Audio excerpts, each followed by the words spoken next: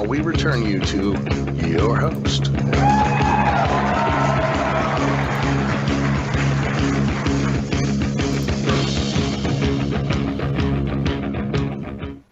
Let's just hope I've got all this sorted out. There we go. So, welcome back to David Mickey's Shiny Side Out. This is the second hour of our show. And this is freedomsubs.com on the number one listener-supported talk radio on the net. So push the donate button or subscribe to the archives for only about $5 a month. One thing I'd like to do before I commence is I'd like to say hello to all of the new listeners we have today. We're glad you're on board. So like, follow, or otherwise for the appropriate social media platform. And if you're in the chat room right now, say hi. I like to speak with people in the chat room while we're on air because, and look, it's a thing. We can do it. In the first hour, I would like to also say that when I said rape, I meant the allegations of rape, not proven rape. That's number one. And number two, incubation period rather than gestation period. I don't know what's in my head because I think you have to give birth, and that's described as a gestation period. Also, you could say incubated period. But anyway, and also Target was owned by the Maya Group. Thank you very much, all of those, you guys. You helped me move along. I did miss Prince Philip. Passed away this week actually. Who was 99, only a few weeks or days, something like that,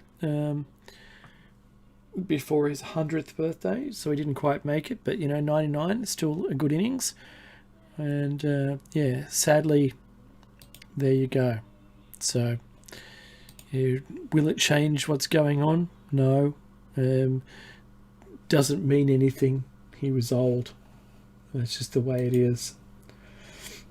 It's the way it is. All right. Now, I've tried to message Mickey, and I'm not sure where he is at the moment. But and I'm not sure where he got up to with the show notes from last week. But I thought I'd carry on and talk about The Lancet. And it's a publishing medium. And look, it's been around since December 31st, 2019. Sorry, the background. Since December 31st, 2019, the Chinese city of Wuhan has reported an outbreak of an atypical pneumonia caused by the 2019 novel coronavirus, or 2019 nCoV. Cases have been reported to other Chinese cities as well as internationally, threatening to trigger a global outbreak. Here, we provide an estimate of the size of the epidemic at this point, in Wuhan on the basis of the number of cases reported from Wuhan to cities outside mainland China, and forecast the extent of the domestic and global public health risks of epidemics, accounting for social and non-pharmaceutical prevention interventions. The methods. We used data from December 31st, 2019 to January 28th, 2020 on the number of cases exported from Wuhan internationally, known as days of symptom onset, from the 25th of December 2019 to January 19th, 2020, to infer the number of infections in Wuhan from December 1st, 2019 to January 25th. Cases exported domestically were then estimated. We forecasted the national and global spread of the virus, accounting for the effect of the metropolitan-wide quarantine of Wuhan and surrounding cities, which began, say, January 23rd to 24th, back in 2020. The Lancet also goes on to say, we used data on monthly flight bookings from the official aviation guide and data on human mobility across more than 300 prefectures, cities in mainland China from the Tencent database. Data on confirmed cases were obtained from the reports published by the Chinese Centre for Disease Control and Prevention. Serial interval estimates were based on previous studies of severe acute respiratory syndrome coronavirus, or SARS-CoV. A susceptible, exposed, infectious, recovered metapopulation model was used to simulate the epidemics across all major cities of China. The basic reproductive number was estimated using Markov chain Monte Carlo methods and presented using the resulting posterior mean and 95% credible interval, or CRL. The findings, okay?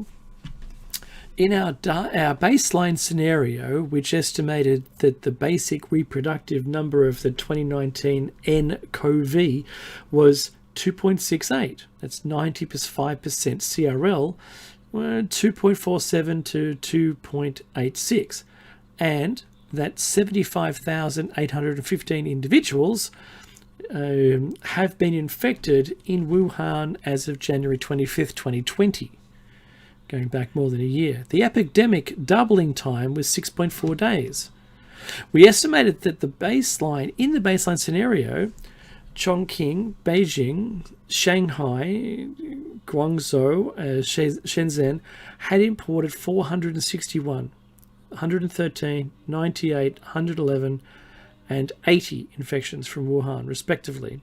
If the transmissibility of the virus were similar everywhere, domestically and over time, we inferred that epidemics are already growing exponentially in multiple major cities of China, with a lag time behind the Wuhan outbreak of about 1 to 2 weeks. Now, I actually watched a complete documentary on this actual detail.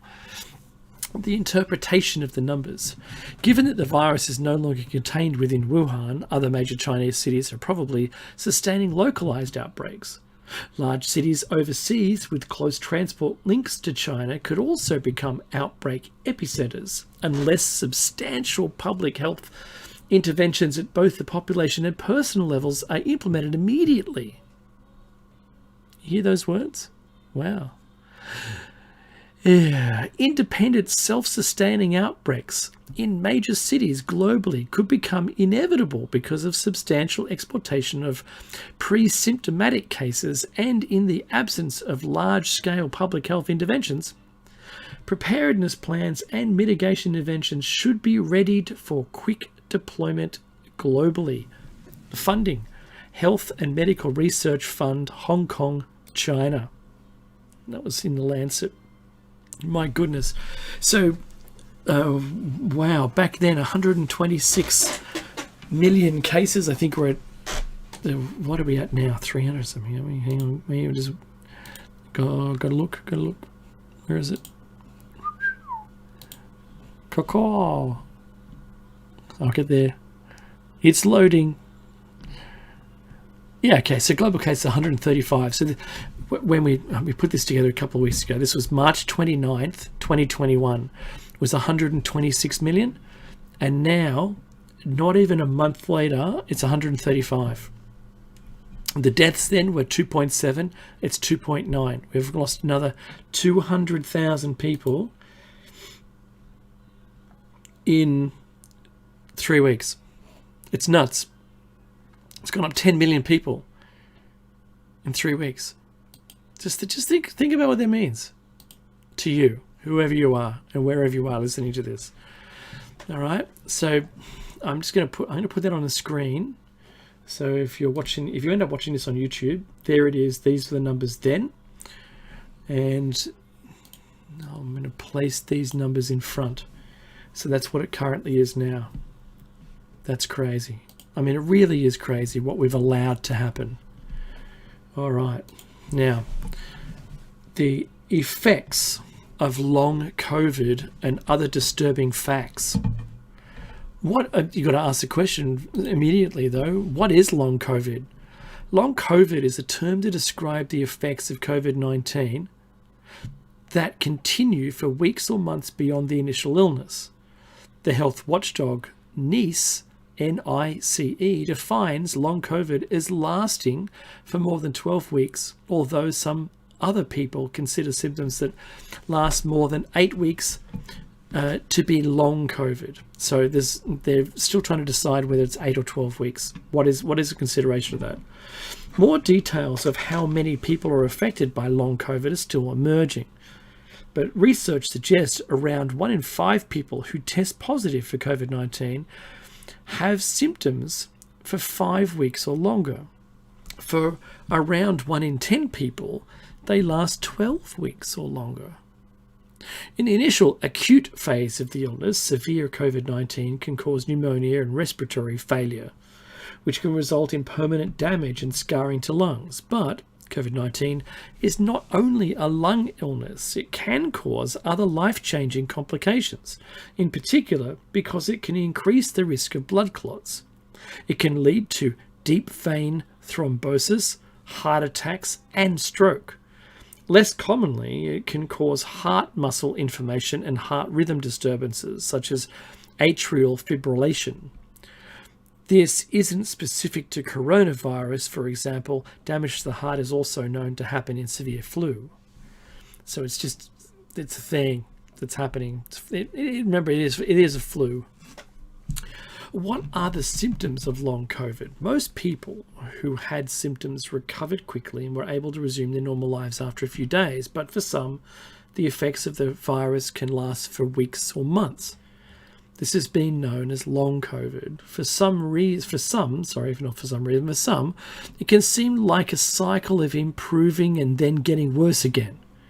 These long-term effects aren't only amongst those who needed to go to hospital or even who felt seriously unwell when they first caught the virus. Lasting symptoms of coronaviruses can include fatigue, breathlessness, anxiety and depression, palpitations, chest pains, joint or muscle pain, and not being able to think straight or focus. You could call that a brain fog. How long does it take to recover from COVID? Unfortunately, there is currently no way to predict how long recovery from long COVID will take. It's important to note that this isn't unique to COVID-19. Other viral illnesses also have lasting effects. I know why Ross River fever also has this thing for the rest of your life, where you suddenly you come down with it again, but I mean, it never left. It just sort of went dormant. Experience from other viruses suggests that most symptoms should go away within 3 months, while tiredness may last up to 6 months, but that may not apply to everyone. What is the link between long COVID and postural tachycardia syndrome? Well, that was a hard one for me. Tachycardia. I can get it now. There is some emerging evidence that in some people, long COVID symptoms could be caused by a condition known as postural tachycardia syndrome, or postural orthostatic tachycardia syndrome. That's POTS. This condition can cause dizziness when standing and can be triggered by an infection. Symptoms can also include a fast heart rate, palpitations, feeling faint, headache, fatigue, brain fog, and blurred vision. And Mackey's written himself a note here into it. He says, postural tachycardia syndrome, or POTS, is a condition that causes an increase in your heart rate after sitting or standing. It often makes people feel dizzy and sweaty and can sometimes even cause them to faint. POTS is caused by a problem in the autonomic nervous system, which regulates the functions of your organs, in this case your heart and brain. Normally, when you sit or stand, your body recognizes it needs to alter your heart rate and blood pressure so your heart and brain get enough blood. For reasons we don't yet understand, this doesn't happen in people with POTS. So, the body tries to compensate by producing more of a hormone called noradrenaline. This makes your heart rate rapidly this makes your heartbeat rapid to try to get more blood to the brain. And that's the end of Mecky's note. Researchers in Sweden wrote up 3 case studies of people who had continuing symptoms following COVID-19 infection, which were diagnosed as POTS. POTS happens because your body's ways of avoiding a drop in blood pressure when you stand up, and Mecky said that. So your body responds also by narrowing your blood vessels and slightly increasing your heart rate in order to prevent a fall in blood pressure. But if you have POTS, these automatic changes don't happen. So the supply of blood to your heart and brain drops and it starts beating faster to compensate. Yeah, Pack, you're kind of right there. Pack in the chat room has just said those symptoms are the same as wearing the masks. He laughs. Dizziness and fatigue, no oxygen. They're very similar because it's still you're missing out on the oxygen that your blood was giving your brain and your lungs. Yeah. So yeah, agreed. While there is no cure for POTS, it can be managed by diet, exercise, and medication. The researchers say it is important to get an accurate diagnosis so patients can be treated and advised on how to manage their symptoms. So long COVID means you've got to manage symptoms for a long time. If this sounds like your symptoms after having COVID-19, you could ask your doctor if you can be referred for tests. Okay, some tips for managing your symptoms. If you manage fatigue and breathlessness, you should pace yourself, plan what you're going to do, and don't overexert yourself.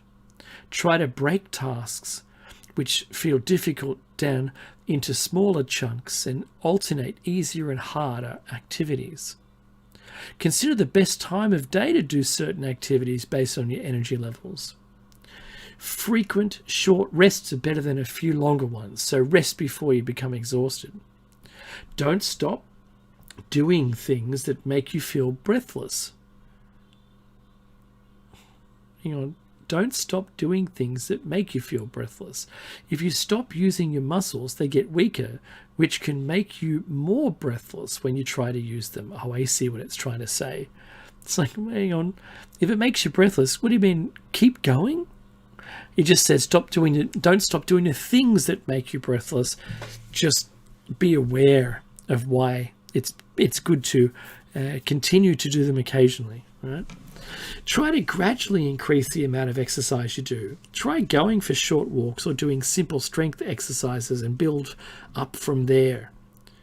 If you use a walking stick or walking frame, lean forward on it when you feel breathless.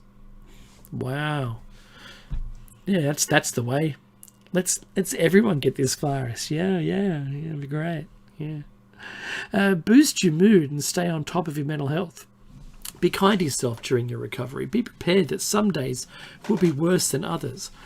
If you have glandular fever at some point in your life, you'll understand how it is to try and recover from that. I remember that. That was real tough. I also remember when I had, when my body was eating my own cartilage. That wasn't much fun. After getting bitten by a tick and having this thing called writer's disease as a result. So, yeah, good luck. I don't want that again. Next one. Connecting with other people can help you feel happier. Make sure to reach out to family and friends, probably via video conferencing. Having a daily routine can be good for your mood and sense of stability. Stay active. Continuing to move will help release endorphins and improve your mood. That's just about your mood. My goodness.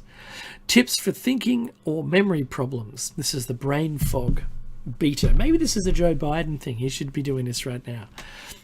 If he's not listening, but if he were to listen to this show, either by a complete mishap or he had a brain fog moment and clicked on our show, Joe, make notes to help you remember things. Oh, he's already doing that. Whether it's in work meetings or medical appointments, try to reduce distractions. Oh, come on, man. He was doing that already. It can help to make a clear plan before approaching any new or complicated problem or situation. Break it down into steps and keep checking your plan as you follow it. That sounds like a program manager there, right there.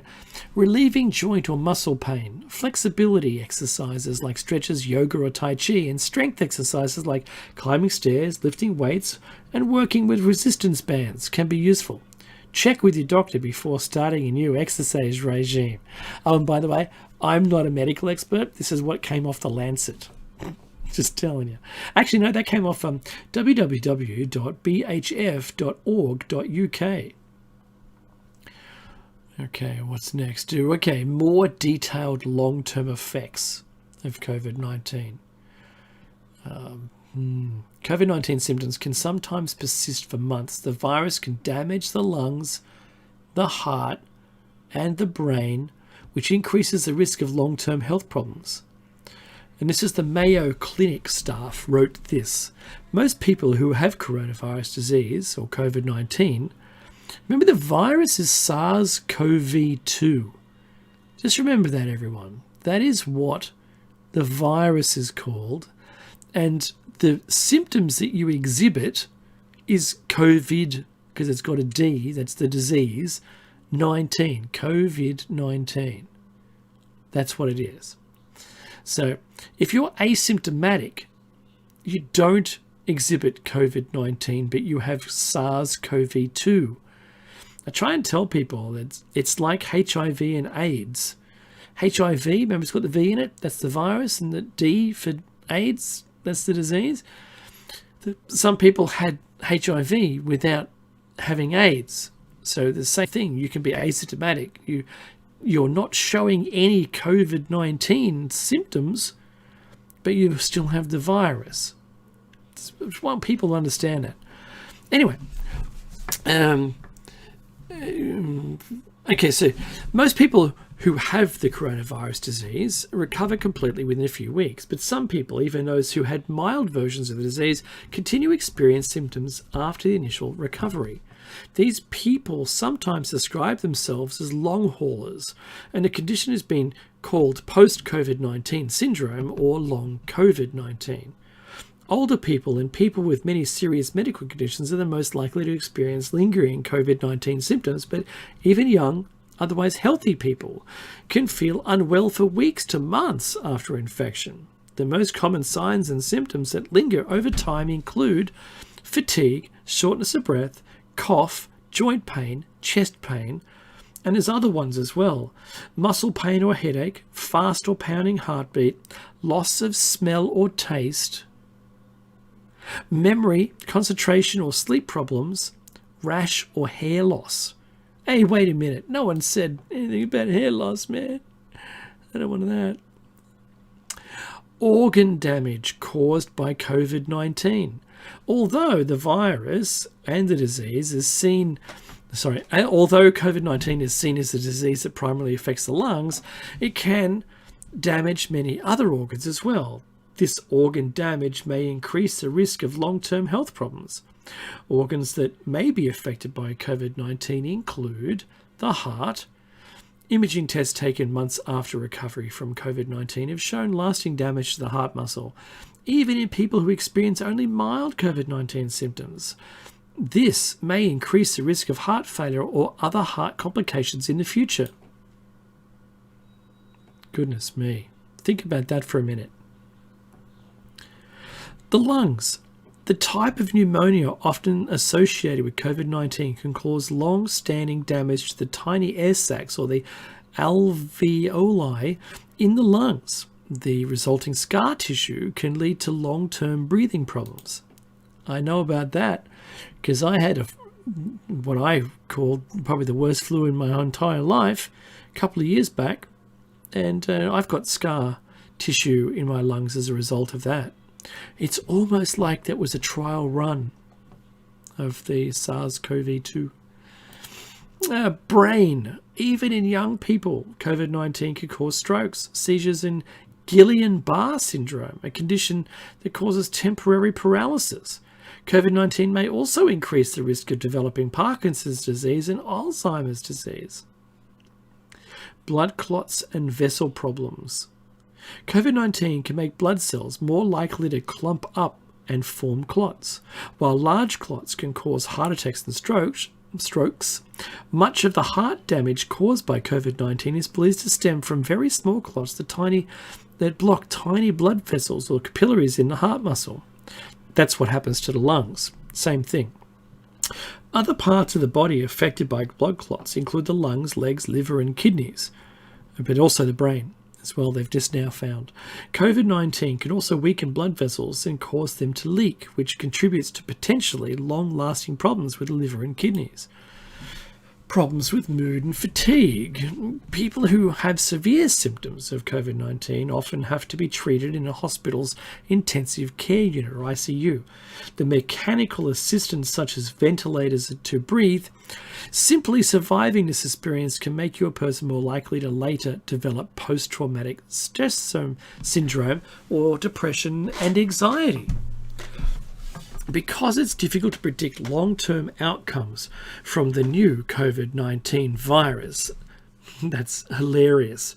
How can they? It's a medical paper. Pardon me, medical paper. Okay, so I'm going to read this the correct way the sentence should be written. Because it's difficult to predict the long-term outcomes from the new SARS-CoV-2 virus and related COVID-19 disease, scientists looking at the long-term effects seen in related viruses, such as the virus that causes severe acute respiratory syndrome, SARS. Hilarious. This is the same. Vid C and D will provide protection. Vitamin C and D. Don't forget zinc. You need vitamin C to absorb D, and D's got to be activated by UV light, and you need zinc as well. That's for SJ in the chat. So many people who have recovered from SARS have gone on to develop chronic fatigue syndrome, a complex disorder characterized by extreme fatigue that worsens with physical and mental activity, but doesn't improve with rest. The same may be true for people who have had COVID-19. All right, so this is the Mayo Clinic, by the way. All of this information is coming from. Much is still unknown about how COVID-19 will affect people over time. However, researchers recommend that doctors closely monitor people who have had COVID-19 to see how their organs are functioning after recovery. Many large medical centres are opening specialised clinics to provide care for people who have persistent symptoms or related illnesses after they recover from COVID-19. It's important to remember that people who have COVID-19 recover quickly. That most people recover quickly. But the potentially long-lasting problems from COVID-19 make it even more important to reduce the spread of the disease by following precautions such as wearing masks, avoiding crowds, and keeping hands clean. The hands thing is important, but don't forget touching your face, okay. I said in the prior hour that the virus can last up to 30 days in animal fat or oils. So our face is covered in our oils. And if you touch the surface that has, someone's coughed and into their hand and then they've touched the shopping trolley or shopping cart, as it would be in the US, and then you've used that shopping cart and touched your face, you might have cleansed your hands with that, whatever the goop is again, hand cleanser, right? And then you've gone home, you've unpacked everything, you might have washed certain things, put them away, it's all good. Then you sit down, you start watching television, and you touch your face in the same place, and then you rub your eye, and you've now contracted the virus. That's how easy it is. Just remember that it can live up to 30 days in oils. And you keeping just the hands clean? No. Treat it as though it's on everything, and you'll probably get away with it scot-free. All right. Now, what's the tragedy of long COVID? And this is Mecky's abridged version, and I hope he didn't speak about this last week, otherwise it'll be a bit of a double up, and I really appreciate it because I missed the show entirely, though I did put it up. I didn't listen to the whole show all the way through. I really should have made a note, but I didn't, and I apologize in advance. Okay, so Anthony Komoroff, MD, editor-in-chief of the Harvard Health Letter, This is all of his words. Suppose you were suddenly stricken with... Actually, no one even read this. So listen to this. This is the doctor. Suppose you are suddenly stricken with COVID-19. No.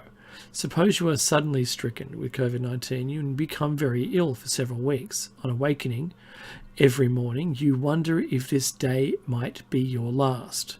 And then you begin to turn the corner. Every day, your worst symptoms, the fever, the terrible cough, the breathlessness, get a little bit better. You're winning, beating a life-threatening disease. And you no longer wonder if this day might be your last. In another week or two, you'll be your old self. But weeks pass, and while the worst symptoms are gone, you're not the old self, not even close. You can't meet your responsibilities at home or at work. You've got no energy. Even routine physical exertion, like vacuuming, leaves you feeling exhausted. You ache all over. You're having trouble concentrating on anything, even watching TV. You're unusually forgetful. You stumble over simple calculations. Your brain feels like it's in a fog. Your doctor congratulates you. The virus can no longer be detected in your body. That means you should be feeling fine, right? But you're not feeling fine. The doctor suggests that maybe the terrible experience of being ill with COVID-19 has left you a little depressed or experiencing a little PTSD. Maybe some psychiatric treatment would help. Since there's nothing wrong with you physically, you try the treatment and it doesn't help. How common are lingering COVID symptoms? Tens of thousands of people in the United States have lingering illnesses following COVID-19. In the US, we call them post-COVID or long haulers. Currently, the condition they are suffering from is known as long COVID, although other names are being proposed. Endless COVID. I like that one. Anything that's got a nice ring to it. Published studies, and there's 2 of them in the show notes, so when we publish the show notes to our website, you should be able to find them. And surveys conducted by patient groups indicate that 50 to 80% of patients continue to be bothersome, the patients become bothersome, absolutely. That's only a joke that nurses will get. And I'll read that again. The published studies and surveys conducted by patient groups indicate that 50 to 80% of patients continue to have bothersome symptoms 3 months after the onset of COVID-19, even after the test no longer detect the virus in their body. Which lingering symptoms are common? Well, the most common symptoms are fatigue, body aches, shortness of breath, difficulty concentrating, inability to exercise, headache, and difficulty sleeping. And of course, all of those lead to anxiety and depression, of course. Xanax. That takes me back. Since COVID-19 is a new disease that first appeared in December 2019, we have no information on the long-term recovery rates. This is brand new for everybody. And I want you to understand this, listening to me talking about this, and that is, we have no information on the long-term recovery rates, and we have no information on the long-term use of the vaccines. Just want to put that out there. Just think about that for a minute. All right. Now, is long COVID the same as chronic fatigue syndrome? Dr. Anthony Fauci, director of the National Institute of Allergy and Infectious Diseases, has speculated that long COVID likely is the same as or very similar to myalgic encephalomyelitis. Oh, that'll close.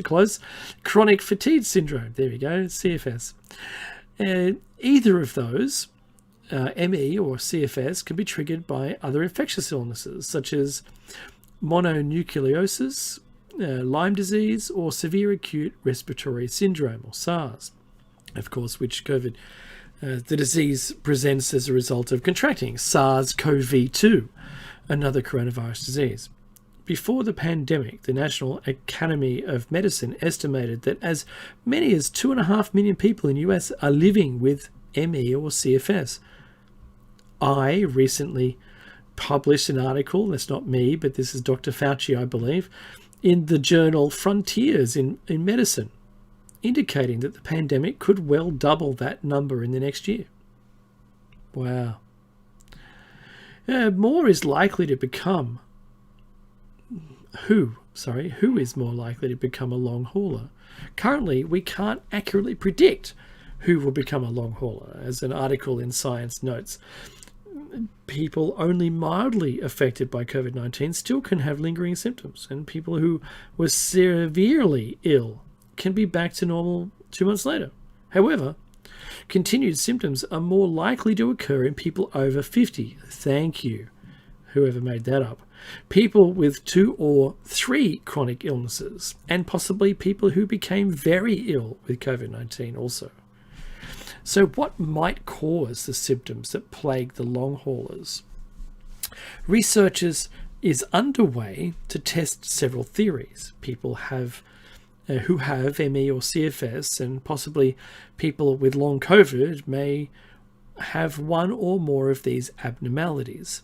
An ongoing low level of inflammation in the brain,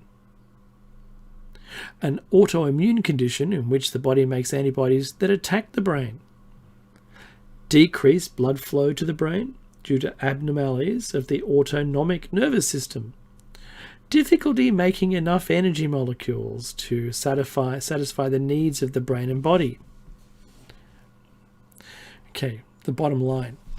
How many people may develop long COVID? We can only guess. By late February 2021, almost 30 million Americans were confirmed to have been infected by the virus. Probably many more were never diagnosed. In fact, just to pause there, in Australia they predicted 90,000 people, while we only had 28,000 who were known to be infected and came and got tested. 90,000 has been estimated may have had it and just never knew. Early studies indicate that 1 in 10 people with COVID-19 may develop long COVID that lasts at least a year. Ultimately, how long these illnesses last remains to be determined, because we have no clue.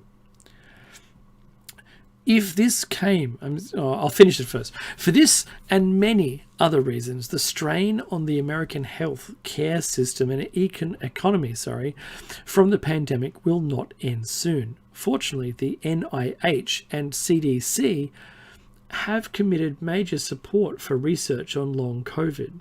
In the US and around the world, planning is underway to develop centres dedicated to research into long COVID and caring for those who have it. Virtually every health professional I know, probably says the author of this, believes that the pandemic in the US could and should have been better controlled than it has been. Bad mistakes rarely lead to only temporary damage. That's a really good point that the person makes at the end there. You have to also understand that when we weren't told about the severity, it didn't seem as bad. People talked it down. If you're a person who's a decision maker and you don't have the right information, you can't make the right decision. And and then you still have the ability to make a poor decision. It's just saying. So in Australia, we didn't lock up the country for a while. We kind of let it in. Then we had 28,000 people who got it, and we should have really acted better. And our quarantine shouldn't be just in regular hotels. That was kind of make the hotels profitable, because they were charging exorbitant rates to house people. And then it's a common air conditioning, and they were finding people, spreading it everywhere, and it's just awful. So once we stopped community infection, community spread, in Australia, we found that the quarantine system was letting us down. We should have built a temporary, place to house people and had them outside of the community rather than in our major cities. It should have been a thing, and we should have shut our borders entirely to everybody. Screw it. Just shut it. And if we'd done that, we might have been in a better position. But having said that, like I said on a prior show, we might have been better off if we'd all gotten the easy, clearer, less harmful version than what is currently getting around today. The worse strains, like the one in Brazil, would be a terrible experience, with a higher death rate. So I wonder that they're saying that even if you got the first version, this is kind of countering what I said, but I'm open to everything, that if you had the first version, you may still be able to get the second one. And we know that you can have multiple strains of the same virus at the same time. So you're not immune to the virus having had it, not like, chickenpox. You don't get it again. You get it just the once and your body's able, it was such a simple virus, and it doesn't change very much, and our bodies are able to fight it the next time and get it before it takes hold. But the coronavirus, it spreads so rapidly because not only because your body is unable to sense it first, but it's able to out-replicate our body's ability to stop it. And that's why, like all flus we get, all viruses and all flus, they overwhelm us initially, and then once we've got it sort of under control, then it's a nice downhill slide to resolution. However, this isn't doing that. This not only the ACE2 receptors in our lungs, but it crosses the barrier into our blood and starts clotting the hell out of that. And our blood cells also have ACE2 receptors, and the virus can join onto the blood cells and cause daisy chains of cells. It's just awful, and that becomes a blood clot on its own. So it's absolutely rotten thing.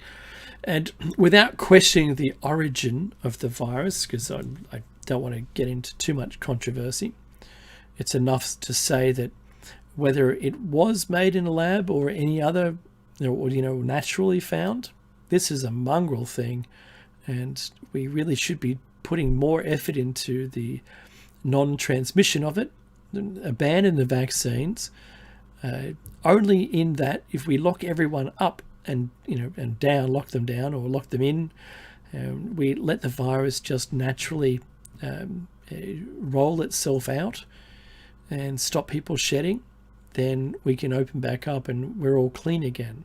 We just only have to wait for the virus to die. That's it. Once people aren't contagious anymore, then we should be able to open up and it won't be anywhere, if that makes sense. Anyway. Oh, and for that matter, China only testing people who had a temperature and not letting anyone else, letting everyone travel except for those with a temperature, was, now we know, completely flawed, because if you're asymptomatic, you're still shedding a virus. You're still contagious. And they were letting people out of the country, and I still I don't feel bad for China. I think we should be holding them accountable. That's my problem. That's my problem alone, is the way I think. All right. Study 1. I'm sure, 15 minutes. Let me have a look.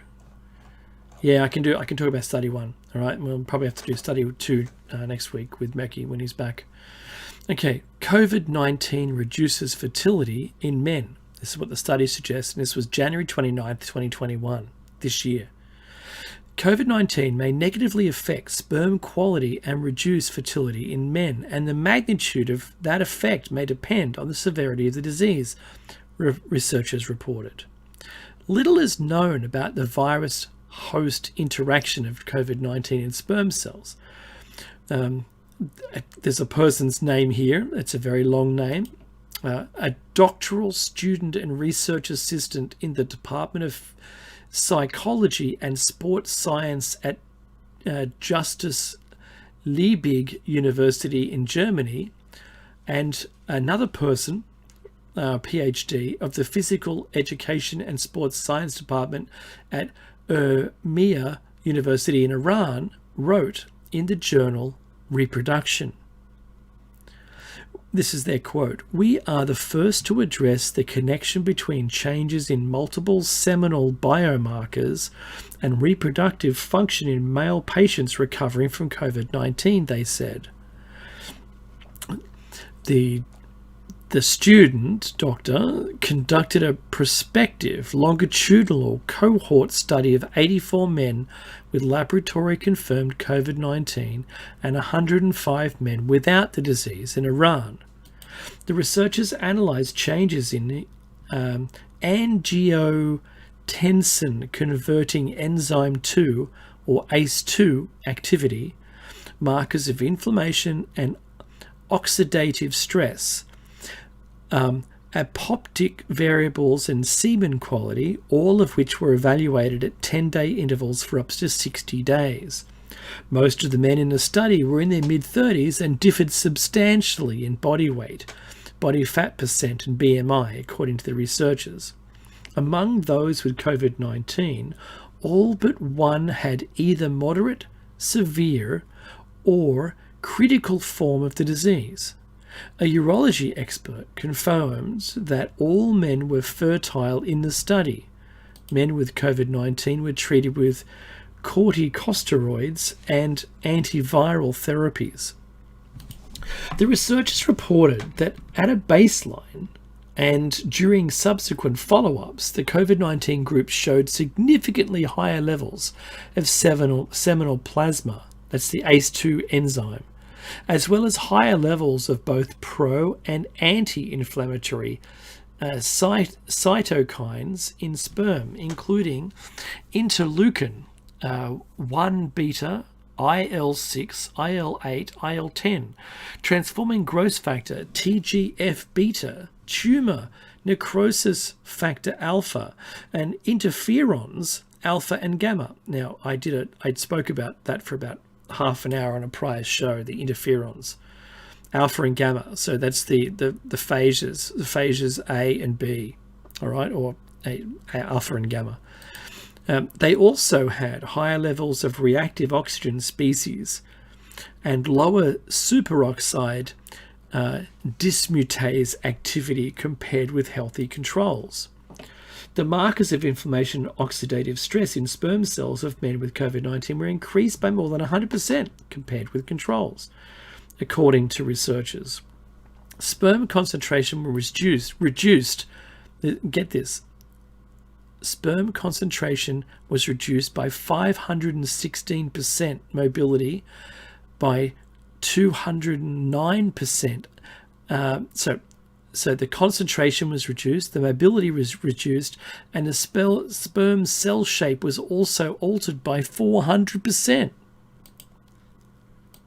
Wow.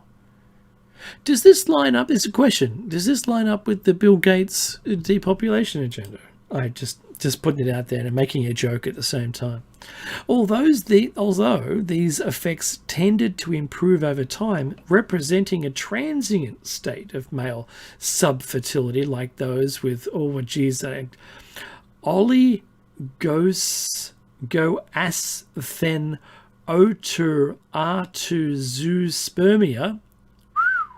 That's a goodness me. The researchers wrote they remain significantly and abnormally higher in the COVID-19 patients, and the magnitude of these changes were also related to disease severity. In an interview with Helio Primary Care, a person recommended that couples who want to have children should proceed with caution. Female partners of men recovering from the disease should decide not to conceive until a specialist carefully examines and certifies their fertility status, he said. The reason why COVID-19 affects seminal inflammatory mediators, there you go, is not yet clear, according to the researchers, but they suggested the perturbated immune factors may be just a reflection of general immune response, like in serum. They acknowledge the antiviral therapies for COVID-19 may have additional harmful consequences on male fertility and that further research is needed. Oh my goodness. That's all I can say. That's crazy. So 474 will be our next show. When we talk about study 2, I hope we're seeing this, right? If I put my tinfoil hat on and I suggest the crazy ideas or pose the crazy questions here.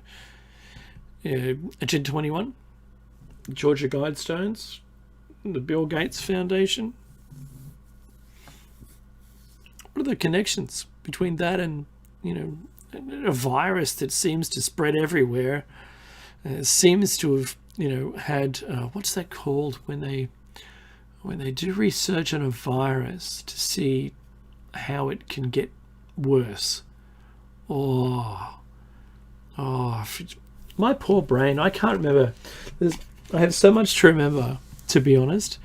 I know that Fauci moved that research offshore and moved it to Wuhan when Obama banned that in the US. He banned the research on mucking around with viruses to see how they could be worse.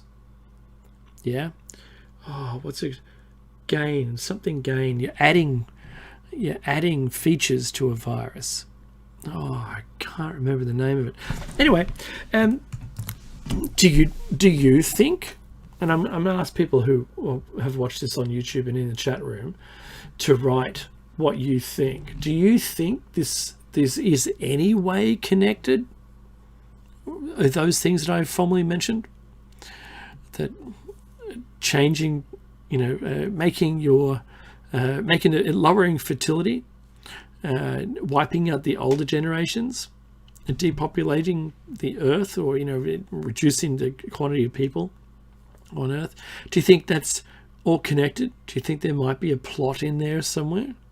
The only reason I ask is because I kind of know what I think, but I want it. Gain of function. Thanks, Flippy. Absolutely. Gain of function. So gain of function research was banned in the US, and I've only got 3 minutes left. But Flippy, you're a genius. Thank you for helping out. So, and I watched a documentary on calling out that Fauci was leading that research. So I'm not blaming him, right? There isn't blame on any individual. If it was truly a leak from a lab, leaks happen. It just should have been contained. It's as simple as that. Lock down Wuhan. Don't let it get out. You've got the responsibility of the planet behind your response. Yeah, you should have acted quicker. Should have let it leave your country. But there we are.